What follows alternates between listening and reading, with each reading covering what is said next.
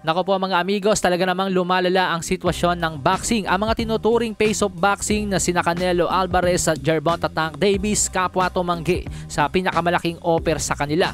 Nauna na nating ibinalita kanina na may offer nga po na $55 million kay Saul Canelo Alvarez para labanan si David the Mexican Monster Benavides. Pero sakaling tanggihan nito ni Canelo ay aakyat na nga lamang daw po si David Benavides sa light heavyweight division. At dahil parang kumpiyansa si Benavides na tatanggi talaga si Canelo sa offer, may plan B na kaagad sila. At yun nga po ay ang pag-akyat sa light heavyweight division kontra kay Alexander Gvozdyk para sa 175 WBC interim title. Naupunta naman tayo kay WBA World Lightweight Champion Gervonta Tank Davis na ngayong araw din napabalitang kasado na ang paikipagtuos kay Frank "The Ghost" Martin. May kartadang 18 wins, no losses, no draws with 12 knockouts. At sinasabing sa late summer ang sagupaan. Well mga amigos, don't get me wrong, stylistically magandang laban po itong Gervonta Tank Davis versus Frank "The Ghost" Martin. Pero ang problema, may offer na mas malaki para kay Tank Davis. Subalit tinanggihan naman nito ang $25 million na offer ng Matchroom sa kanya para labanan si Conor the Destroyer Benn.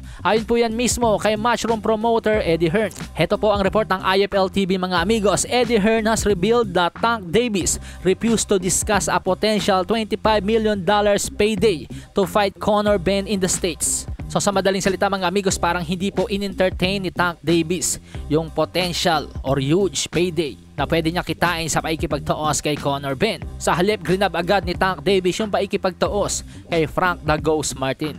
Sa ngayon, wala pa pong sinasabi kung magkano ang magiging premyo ni Tank sa paikipagtuos kay Frank Martin, pero sa kasalukuyang sitwasyon nga po ng PBC ngayon na napapabalitang financially medyo nahihirapan na i-provide ang mga guaranteed money ng kanilang mga fighters, tulad ng nangyayari ngayon kay Canelo na hindi nga daw po mababayaran ng PBC yung guaranteed money nito unless Jaime Munguia or David Benavides ang makakalaban. Pero kung i-cherry pick nga daw po ni Canelo si Jermall Charlo, hindi nga daw po magagarantyahan ng PBC yung $35 million na hinihiling o hinihingi ni Canelo Alvarez. So ganun din po kay Tank Davis. Kung nag-cherry pick po si Tank Davis, ito nga po yung kanyang pinili, si Frank "The Ghost" Martin. Malaki po ang posibilidad na mas mababa ang matatanggap na pera ngayon ni Tank Davis sa laban na to kumpara kung lalabanan niya si Conor the Destroyer Benn. Palasahin ang baraha, patunayan mo sa'kin ha. Sino man ang mabunot na kalaban, di ka tatakbo ha. Sa bayan ko sa bayan, papalag ako para sa bayan. Basagan na bungo para sa'kin, putek, pabor, pangayan. Walang preno,